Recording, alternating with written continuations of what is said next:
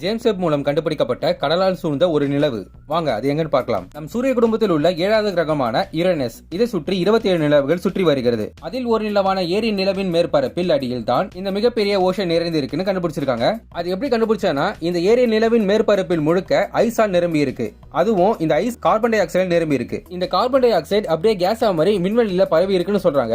அது மட்டும் இல்லாம இந்த ஜேம்ஸ் வெப் மூலம் ஸ்பெக்ட்ரம் மிஷினும் பார்க்க முடியும். அதனால இந்த நிலவுல இருந்து கெமிக்கல் எலமெண்ட், மாலிகுல் இதெல்லாம் வரத வச்சு ஒரு வேவ் லென்த் ஃபார்ம் பண்ணி அதுல இருந்து ஒரு விஷயத்தை கண்டுபிடிச்சாங்க. அது என்னன்னா, இதுல இருந்து கார்பன் டை ஆக்சைடு மட்டும் வராம கார்பன் மோனாக்சைடும் வருதுன்னு கண்டுபிடிச்சாங்க. சோ இதனால இந்த நிலவுல அதிகமான கார்பன் மற்றும் ஆக்சிஜன் இருக்கிறதுனால இந்த நிலவுல லிக்விட் வாட்டர் கண்டிப்பா இருக்கும்னு கண்டுபிடிச்சிருக்காங்க. இந்த நிலவோட மேற்பரப்பு கீழே ஓஷன் இருக்கிறதுனால தான் அதே மாதிரி இந்த நிலவோட சர்ஃபேஸ பாத்தீங்கன்னா அதிகமான கிராக் இருக்கும். அதுல இருந்து தான் கார்பன் டை ஆக்சைடு வெளிவந்து இந்த விண்வெளியே பரவுதுன்னு சொல்றாங்க. நம்ம சூரிய குடும்பத்திலே சில நிலவுகள்ல தண்ணீர் இருக்குன்னு கண்டுபிடிச்சிருக்காங்க.